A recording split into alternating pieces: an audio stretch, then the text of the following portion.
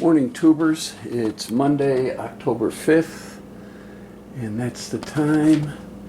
That's the temp in the garage, and I'm masking up the hood, getting ready to take it off so we can paint the underside. I buffed out the roof again, and it came out marvelous. I like it. And yeah, there's we got dirt like there. But it's, you know, it's a garage paint job. But yeah, definitely, I'm gonna been picking areas. Hold on, yeah. Been picking. I did the deck lid, the spoiler, now the roof, the C-pillars. Now we'll do the quarter panels, the doors, then that, and then the hood. As we continue, we start in the back and work our way forward. But yeah, the roof came out real fine, real nice. I like it a lot. So, haven't made a video in a week, and the reason being is a lot of shit has happened, and stuff on this car. And we will get into that later on in the video. But needless to say is I'm in a time crunch again now on painting, because we are in our swing of coming at the end of summer weather and going into fall weather. And you see none of the leaves have started to turn colors yet. They're still pretty green, so. And of course the palm trees won't turn colors, but yeah. But anybody want an entertainment center? The neighbor's throwing it out, including a TV.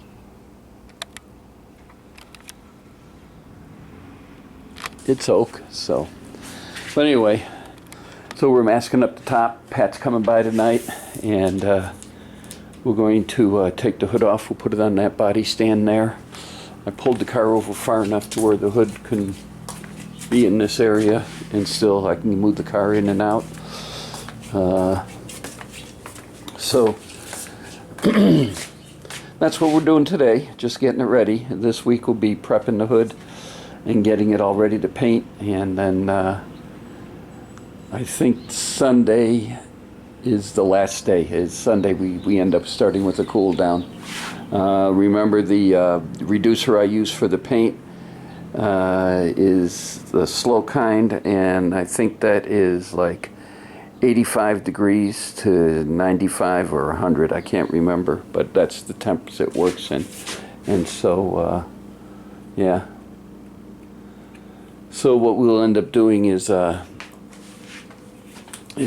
painting it sometime this week because of that. Next week the temperatures start going down. I don't think we'll be in the 60s at night, and then upper, maybe the 80s, upper 80s during the day. Yeah. So anyway, this is where I'm at, and this is what I'm doing. So when I get more, which will be later on this afternoon, I'll turn this back on later. Afternoon tubers, it's 1:30. We're about 80 in the garage. It's Wednesday, October 7th, and I apologize for not making videos. I haven't been in the mood for it. I got some bad news last week, and I just wanted to sit there and digest it all. If you watched my live show last Friday, because last Thursday is when I got the news or the information. If you watched my live show last Friday, you know it's about Tucker Classic Auto Parts or Car Parts or whatever the frick their name is. And but I'll go into that here in a minute. Let's talk about what I've been doing on the car. I wet sanded the whole roof and sail panel area and the tops of the quarter panels with 2000 grit. Then I cut and buffed it with all three compounds, starting with number 1, then 2, then 3. And the driver's side is wax and the passenger side is not. Along with the deck lid, I can't wax that because the paint on the spoiler is still fresh, so we'll let it sit for a couple more weeks. And then I always wanted to get the hood done before we went into the winter months here. And my weather window was running out, so we got to get going on it. I cut a hole here because there's the studs for the, can you see them? There's the studs for the ramjet. And so what I'm going to do next is I'm just going to straighten it, and cut this so I get my fat fingers to get those little 1/4 inch nuts on there. And so let's see, there's that one. Hold on. Oh, there's the other one right there. Yeah, the other one's right there. So if I cut it, it should be good. Did it on both sides. Got to put the hole saw away. So anyway, that's where we're at. I'm on a hold though, so I can take my time sanding this. We got a front coming in tonight. The front's going to bring clouds and wind. Wind is going to be 25 miles an hour. Couldn't remember what it's going to be gusting to.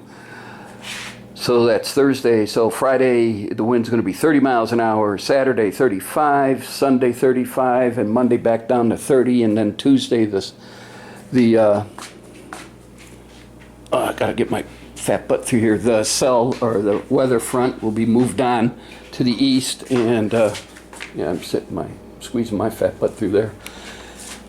Is moving on to the east, and then Tuesday we're supposed to be, I think, a high of about 84 degrees and no wind. So if I get this thing ready to paint for Tuesday, we'll be good. The underside, as you can see, is masked off. So all we got is I went to the edge and I overhang the masking tape, and I use a razor blade to cut it off so it is right conforming to the edge. We just got to go around and make sure it's still all sticking down by the time. Other than the saws, I got this whole front to here. If you draw a line straight across, it has all been sanded. Got in there, has been sanded. Here still needs to be in. Here still needs to be sanded. This whole side needs to be sanded. The whole back is sanded, but I want to hit it one more time once I take care of the slots for the emblem, and that's where we're at on that. So, Tucker Classic Auto Parts. What did those idiots do now to me? Well, figure if you're going to spend $10,000 worth of company, that company is going to give you service and sit there and support their products and their screw-ups.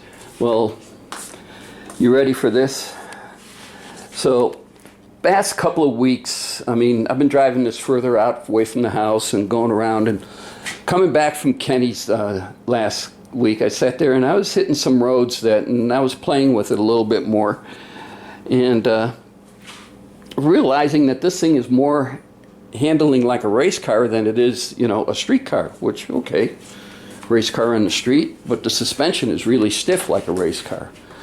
So I sat there and I said, well, when I told Tucker's, and I pulled my list out because I made a list of when I ordered everything from them, and I had to go through Tucker's because Tucker's was a Heights distributor.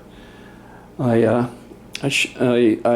looked and I told him, I said, it's going to hit the autocross track maybe a couple of times, maybe the drag racing track maybe a couple of times, but other than that, it's going to be mostly driven on the street. And they said, okay, fine. So I said, let's do this, get the springs accordingly. And they said, all right.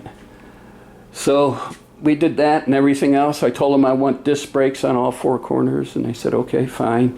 I said, let's go with the 13-inch, and these are 13-inch disc, all 4 corners, and they said, okay, fine. So one thing where they screwed up is they never got me emergency brakes for the back. And so, okay, how are we going to park this thing on a hill? I mean, I don't like to leave it in gear, and so it's just a whole bunch of stuff. So let's go over what the things that Tucker's did. First of all, they gave me a master cylinder and told me it was for this car, for 4-wheel disc brakes. And this ain't the master cylinder, by the way. If you want to see the master cylinder, go to Ruben, and it's sitting in his Nova. I recuperated some of the money I lost on sitting there and selling some of the parts, but they gave me a master cylinder for disc in the front, drum in the rear. And the longest time, T-Dub and I were pulling our hair out why we got pressure going to the rear brakes, and then it finally, HO Motorsports, Anthony sat there and did a little thing on master cylinders, which reminded me that, yeah, there's pressure always on drum brakes. You always have a little bit of pressure putting onto the, in the lines and on the pressure. So that's what it was doing, was closing the rear calipers on there. So strike one. All right, fine. Come to find out, looking at invoices and everything else, when I brought the Pro G front end kit, which came with the upper and lower tubular A-frames, the sway bar, all the attachments, rack and pinion steering, transmission crossmember, plus the subframe, okay? And the 2-inch drop spindles and a few other things. Well, come to find out, looking at their invoices, they sat there and they're charging me, I think it was $200 for the transmission crossmember. Well, that was included in the price of the subframe. So they got an extra $200 out of me. Strike two. So with the emergency brakes, they give me this little valve. And it's a valve with a little ball on the top, and what you do is you push on the brakes and you push down and it locks pressure on the rear brake, sort of like a manual line lock. To release it, all you do is hit the brake pedal again, and the button pops up. But it's like a line lock for the rear end. And so, okay, all right. Well, I'm apt to try new stuff. So the first one they give me was just this block with this little ball and this spring on top. And I sat there and said, okay, well, I tried screwing brake lines in it, and it was tapped for a fine rather than and it wouldn't work, and I screwed up the block, and hey, you guys, this thing does not want to tap in the brake lines. Well, where are the adapters? You didn't give me any adapters. This is what you gave me in a bag. Oh, okay. Well, we're going to have to order you another one. Okay, fine. That'll be X number. Wait a minute. You guys screwed up and not give. And we sat there and argued for 20 minutes. Me and this clown called Cody. And he said, and I said, you screwed up and didn't give me the adapter. So we split the difference. I paid him half, and he ate the other half. Strike three. Okay. Strike four is the springs on the car, which we came to find out. I called Heights and was talking to them, and right off the bat, let me say, Heights has really been good on this. They have been 100% helpful. They just been great. So thank you. A warm thank you goes out to Heights on this. So I'm talking to George at Heights, and he sat there and he says, well, what's the spring you got? And I gave him the model number, and he sat there and he says, that's a big block spring. He goes, what do you got in the car? And I said, a small block. And he says, oh, no wonder why you're right stiff. And I go, yeah. And he goes, okay. And he goes, so what do you got in the rear? And I go, no, I got that spring on all four corners. And he sat there, he said, no. He sat there and he says, no, you can't. And I said, yeah, I do. And he goes, no. It's not supposed, that doesn't, oh, and you're driving this car? And I go, well, yeah, at least 100 miles so far. And he goes, oh, okay. He sat there and he says, you haven't taken it on the track yet? And I said, no. And he said, okay, that's probably a good thing. And I said, all right. And he says, well, what are you going to do? And I told him, I said, it is mostly street, you know. Every now and then maybe hit the drag strip, maybe hit the autocross, but mostly street. And he goes, okay. He says, what you need is 400-pound springs in the front and 200-pound springs in the back. What Heights ordered and gave you were big block springs. And actually, those springs don't even go in the rear. And I sat there and I said, oh, that's great to know. So there it is. Okay. To the two. Sorry, guys, the battery went dead. Where was I? Oh, Tucker's costed me probably close to $1,600 and maybe 200 man-hours on all their screw-ups on this thing. It's shown clearly here, not once, not twice, not 3 times, but 4 times that they didn't know what they were doing. They didn't know what to order, what parts to order.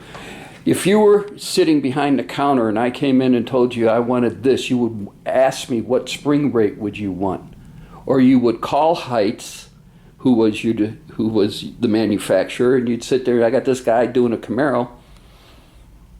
I mean, you would at least investigate. You wouldn't just order anything and just give it to them.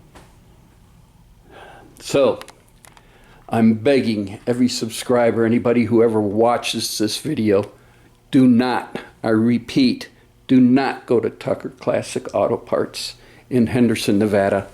They will rip you off bigger than dog shit. Excuse the French, but that's what they do for a living. So, I want to thank everybody for watching, subscribing, and of course leaving comments, and we'll pick this up when I get a little further along on the hood. Later.